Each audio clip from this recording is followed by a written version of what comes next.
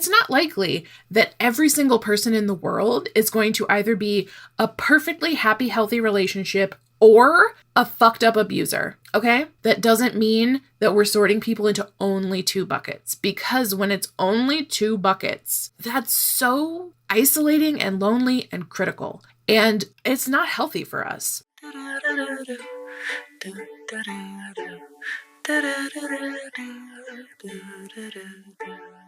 Hi, friends. Hey, babes. Hey, sassy everybody. Today we're going to be talking about black and white thinking. And this is pretty common among autistics. And also, I'm gonna go out on a limb and say anxiety and OCD and a lot of other stuff that can happen in the brain. I'm gonna say trauma gives us a little bit of the black and white thinking, and that's my experienced life. Not a professional opinion because I'm not a therapist, but that is my lived experience opinion, is that the more you are traumatized and the more rules you have to learn to fit in, the more things are like dire life and death, black and white options. So what the hell is black and white thinking? And what does it mean? And why do autistics do it? And we're going to get into all of that. So black and white thinking is when there are 2 options and that's all you can really see. So for instance, if you're well, we could either cook what was on the menu, our meal plan for tonight, or we can order out. That is a dichotomy. There's not necessarily actually only 2 options. You could cook something different. You can make a sandwich or eat a bowl of cereal. You could go out to a restaurant.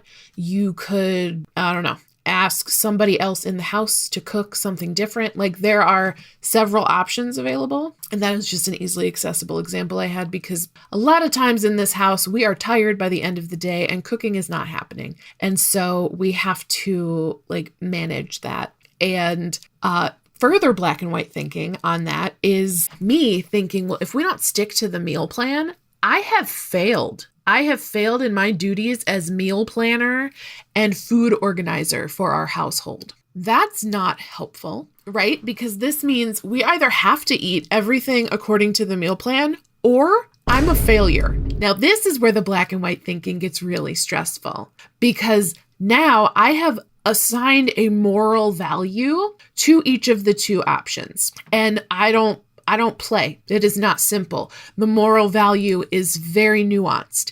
For instance, if we are choosing between cook what is on the menu, say it's spaghetti and meatballs. If my options are cook spaghetti and meatballs or order food on DoorDash, that's not the choice. The choice is risk the meat going bad if we have to wait for a later date. And then if we're getting DoorDash, it's contributing to capitalism. And is DoorDash really going to pay the appropriate wage to that driver? Am I going to tip appropriately? What if they forget my food? There's so much that goes into the decision making, for me at least, and probably for a lot of autistics. Next week, we're going to talk about bottom-up processing, and which I'm learning so much about autism lately, you guys. So bottom-up processing, just to give you a little taste, a little hint for next week, is where we want to gather up all the data and then build a conclusion from all of the available data. So to me, this looks like making an informed decision about what to make for dinner tonight includes everything I know about food, supply chains, the FDA, DoorDash, capitalism. I can't just make a decision. My brain is like The Good Place, but worse. If you haven't seen The Good Place, you should go watch it. I'm not going to spoil it for you, but they sort of assign a points value to everything that you do during your time on Earth. And then if you get enough points, you go to the good place. And if you don't get enough points, you go to the bad place. Then that's the premise. So before this show existed, I didn't have any way to reference the fact that my brain is keeping track of my points. I didn't even know I was doing it until I saw that. And I was like, oh, that is what's going on up here. Every single thing in my brain is being processed so far beyond the simplicity of the decision. If my partner buys me flowers, okay, I'm like, did you get it from 1-800 Flowers or did you get it from a local florist? did you go out and just buy it from the grocery store? That's my preference because it's a lot cheaper and it's like more personal. He just can come home and give me flowers. But also one time we got a grocery store bouquet and it had mold in it. And so like every single thing, nothing gets to be simple for me. Nothing gets to be simple, which sucks. Okay, one thing gets to be simple, and it's when I turn off all the crap happening up here and I just go outside and I look at caterpillars. That has been my jam recently. I counted 10 monarch caterpillars. We're going to go on a little caterpillar journey right now. 10 caterpillars in my milkweed plant. And I was ecstatic. I actually sat there and like edited a reel for Instagram for like 40 minutes to get it just right so that I could show everybody my caterpillars. I did not know the survival rates of caterpillars in the wild. It's not good, you guys. It's like 10%. And so now I have 1 chrysalis and 9 caterpillars that I cannot confirm the whereabouts of. And I'm like, I hope that you went somewhere and you made your chrysalis far away. Or I hope that, I don't know, you just got tired of me talking to you every day and telling you how pretty you were. And so you had to go to somebody else's bush. I don't know what happened. I feel like they probably got eaten. And so next time I will learn from that and I am going to get a monarch butterfly habitat. If you have a monarch butterfly habitat sitting around and you don't use it anymore and you want to mail it to me, please reach out because I will take that off your hands, bud. I absolutely will. I've been trying to look on Facebook Marketplace. Not a lot of monarch butterfly containers, habitats, enclosures in my area. But apparently that's what's best for them because you protect them from predators. And it's very simple. All you have to do is put them in a box, not a box, but like a bug enclosure, and put some milkweed leaves in there and clean out their poop. They make little balls of poop. It looks like rabbit poop, but teeny tiny. You don't need to know any of this. And this is not relevant to the black and white thinking, but well, maybe it is actually, because I was sitting there and I was like, well, I know that when humans interfere with wild animals, that's usually bad for the wild animals. And so I was just like, don't do anything with these caterpillars. They are where they need to be. And then later I learned you can basically guarantee more closer to 100% survival rate if you enclose the caterpillars and provide them with their basic living needs. And so now I'm like, oh, so this was more complicated than I thought. It wasn't as simple as interact with a wild animal, don't interact with a wild animal. Like, yes, you shouldn't go pet a bison, but a caterpillar is different. It's not like people are like messing with a baby seal and now that baby seal like won't go back to the ocean because it just wants potato chips. I'm making these up, but I do feel like there was something with a buffalo in a national park and people went and touched it and something bad happened. I don't know.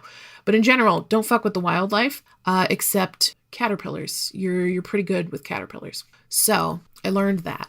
And I've also been practicing like trying to turn my brain off. And not off, but like the constant onslaught of information that we receive from our smartphones and the news and just everything constantly.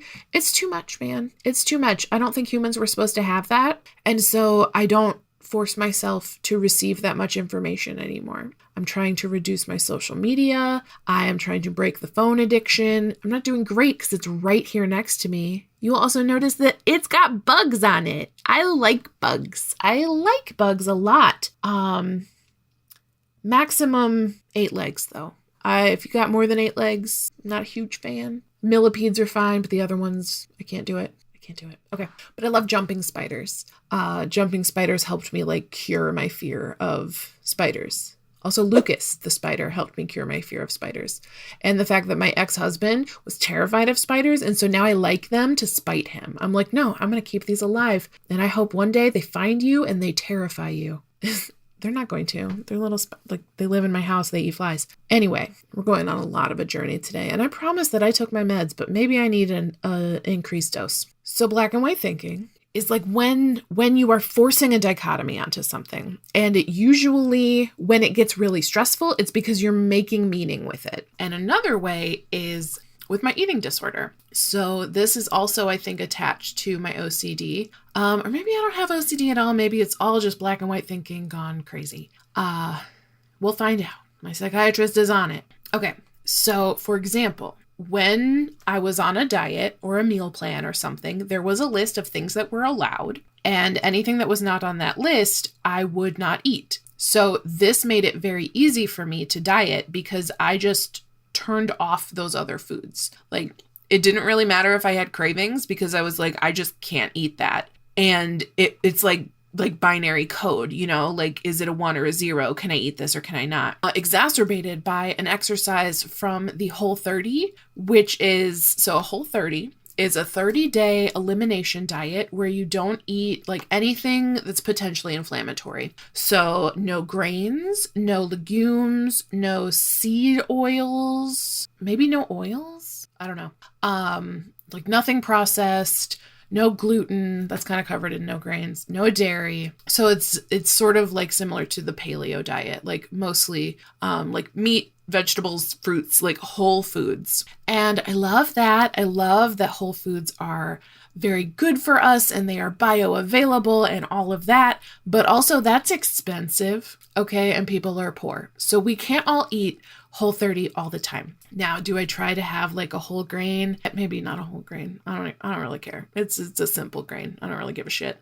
We try to have like a carb, a protein, and a vegetable, like when we do a meal plan. So even something like as simple as that, being like, okay, meals have to have carb, protein, vegetable. So then I get into like, well, does spaghetti and meatballs count? Like, is the tomato sauce a vegetable? I don't know. Where's Ronald Reagan? He can tell me. But even like letting that part go. The Whole30 emails you some encouragement, especially in your first week. And one of the first things they teach you in these little emails is like, if you are hungry, but you wouldn't eat steamed fish and broccoli, then like you're not hungry. And I took that literally and I starved myself because let me tell you, steamed fish and broccoli does not really interest me.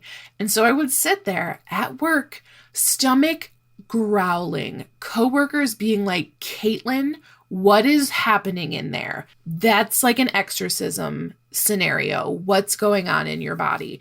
And I'm like, well, it's just empty. Isn't that good? Right? And then I'd eat my little Lara bar, which is made of dates and cashews. And I would sit there and be like, this tastes just like a cake. No, it doesn't, baby. No, it doesn't, honey. No. So I'm sitting there and literally just believing if I would not, like if you put steamed fish and broccoli in front of me and I would not eat that ravenously, then I must not be hungry. Okay, that is extreme black and white thinking. And I was starving myself. I lost a lot of weight. Everybody complimented me, but my eyes were dead inside. My skin was super breaking out. My hair, my nails were brittle. I was in constant body pain, but at least I was thin, you know? At least I had that going for me. I looked like if you asked me how I was feeling, I would just burst into tears. Okay, I was barely sleeping, not eating near enough. I tried to do the Whole30 as a vegan. No, actually, I did the Whole30 as a vegan, which means I did not eat any, so I wasn't eating meat. I already wasn't eating dairy, so that part was easy. But you can't eat legumes. So I couldn't eat beans or lentils or any of the vegan protein sources. No tofu, because I wanted to do it right. Now, do they have a vegetarian and vegan adaptation? Yes, they tell you to eat the beans. But I was like, no. I won't really be doing a Whole30 if I don't do it all the way. And I did it for 30 days. And then I was like, oh, I feel so good. And then Morgan Freeman comes in behind me and is like, Caitlin did not feel good. No, I felt like I was going to fucking die. But I believed that this was the healthiest thing for me to do. And it became well, if it fits the plan, I can eat it. And if it doesn't fit the plan, I can't. And they also tell you don't cheat. Don't use whole food ingredients to make cupcakes or snacks or coffee creamer or whatever. You should be eating real whole foods and that's all. Oh boy, if I had known I was autistic, maybe I would have prevented myself from doing that, because there's a lot of sensory issues involved in whole foods, because whole foods are different every time you eat them. I eat one blueberry and it's perfect. I eat the next blueberry and it's too sour. I eat the next blueberry and it's too mushy. This is rough. Okay. And I know that this is going to sound like, oh, poor little person who doesn't like their blueberries to be different. But it's a sensory nightmare, right? I only like grapes if they're firm and I can pop them in my mouth. If they're already deflating, it feels like somebody already chewed that grape to me. I can't handle it. All of that to say that I took it very literally when the Whole30 people told me that if I wouldn't eat steamed fish and broccoli, then I wasn't hungry. I was hungry, but I couldn't allow myself to eat. I was like, no, I have to do this.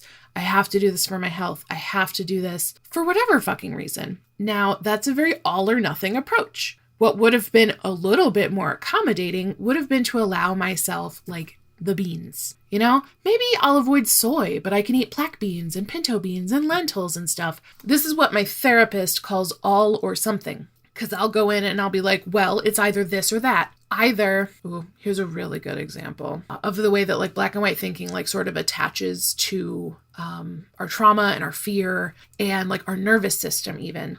So one of my clients has been navigating like a big breakup with a friend who turned out to have been like slowly abusing my friend here over several years, like sort of tactically like isolating from other friends, getting my client more dependent on them.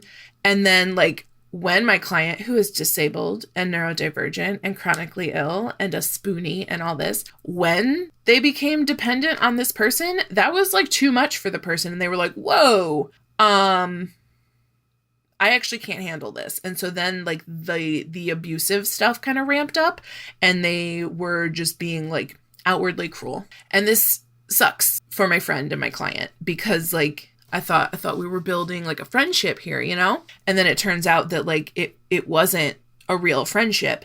And so that will really anchor itself in as a wound. And then the next time you meet somebody, you're like, okay, is this a healthy relationship or is it going to be just like before? And that's going to prevent us from like making new connections and learning to trust ourselves and other people. And that sucks. So a lot of our sessions lately have been me being like, oh, that's very black and white. What about a possibility in the middle?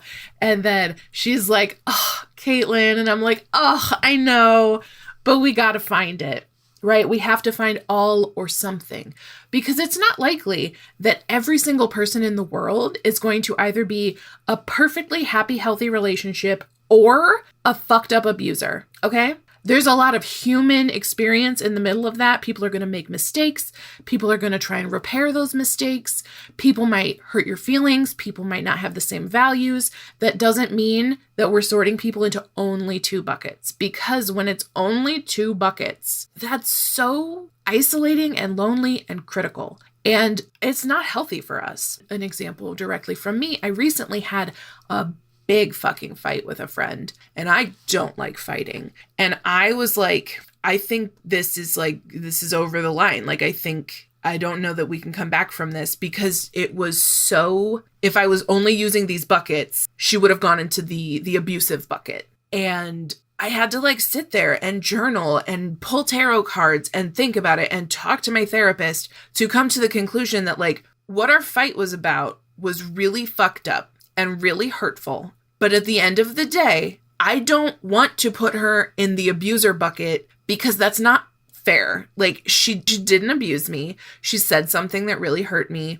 And I feel like I would have been within my rights to like shut the door forever and walk away. I'm glad that I didn't because I have been able to work on this black and white thing so much. I was able to sit there and be like, actually, you know, I don't want to lose my friend. So I will be willing to have the scary conversations to repair this and to express like this hurt my feelings a lot and I feel kind of scared and this and that and the other thing. But what I didn't do was just throw that friendship in the wood chipper because it could only be one of two things. And now that it was no longer happy, healthy, whole relationship in the black and white world, that would make it abusive because there's only two options. It's that you're either perfect or you are harmful to me. There's so much in between.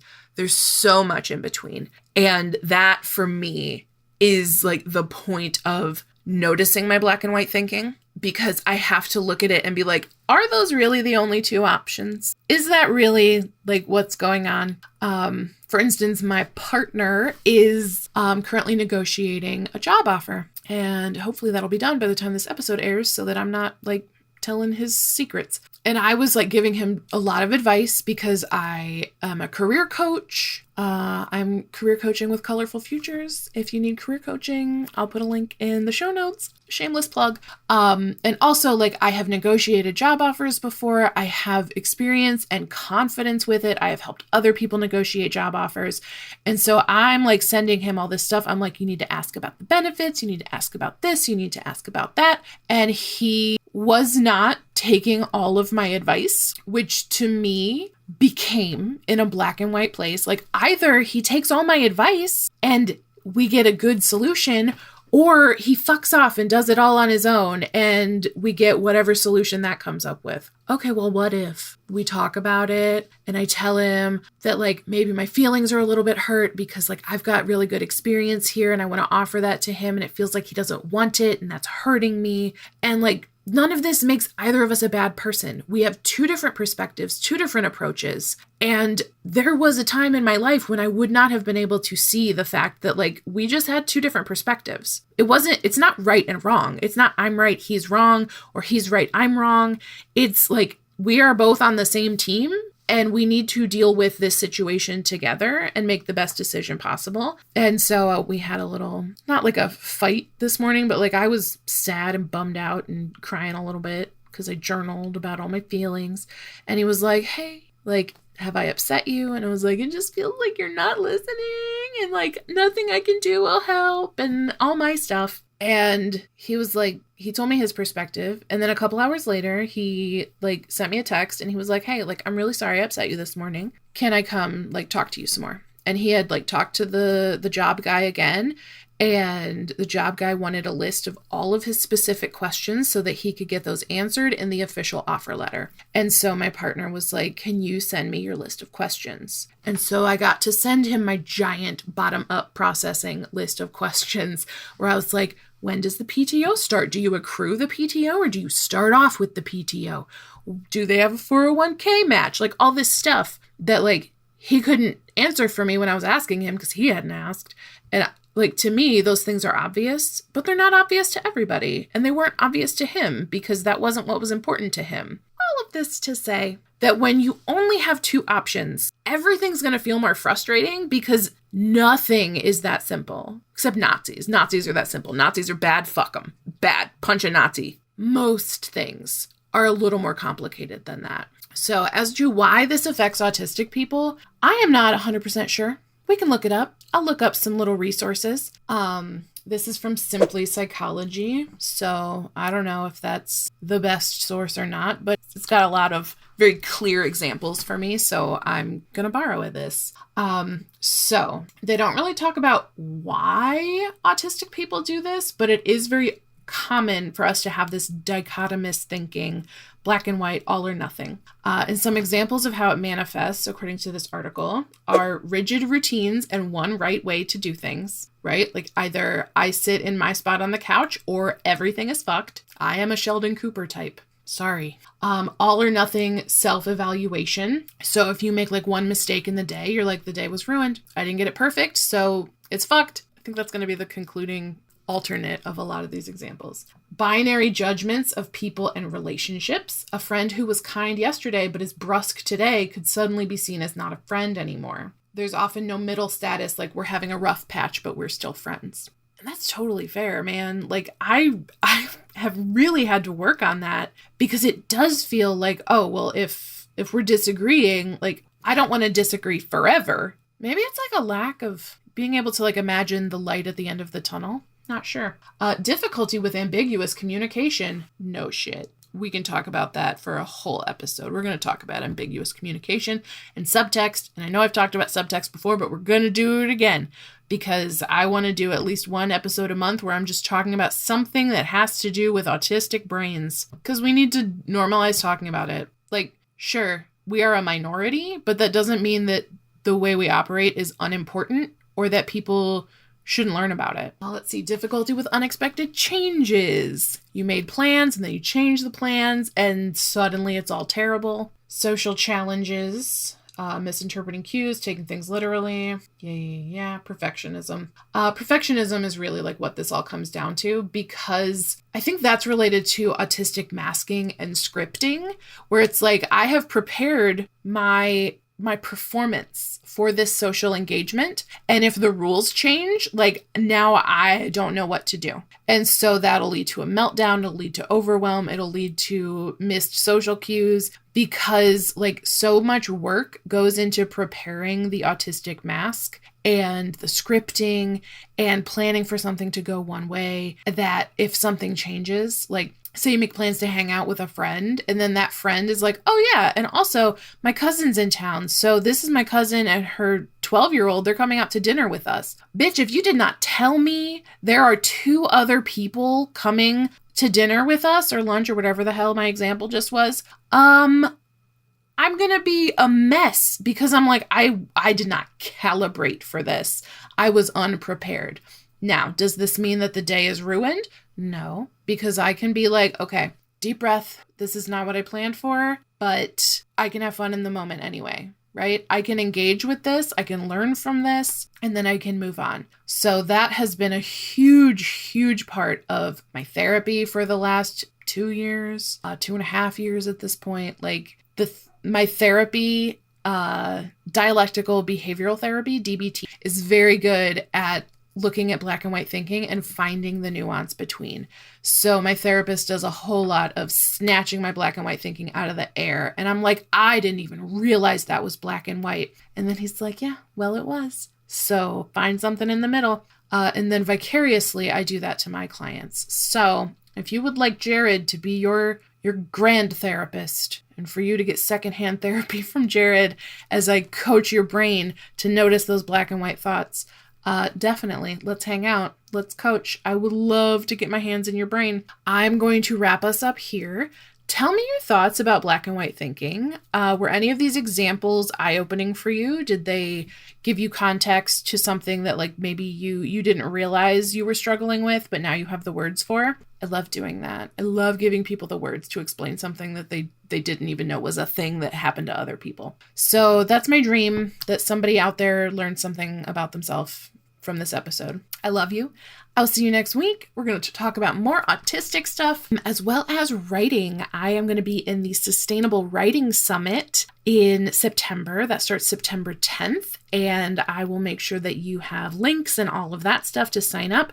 So if you are a writer and you are interested in creating a sustainable writing routine, that's going to be for you in September. I love you. I will see you later.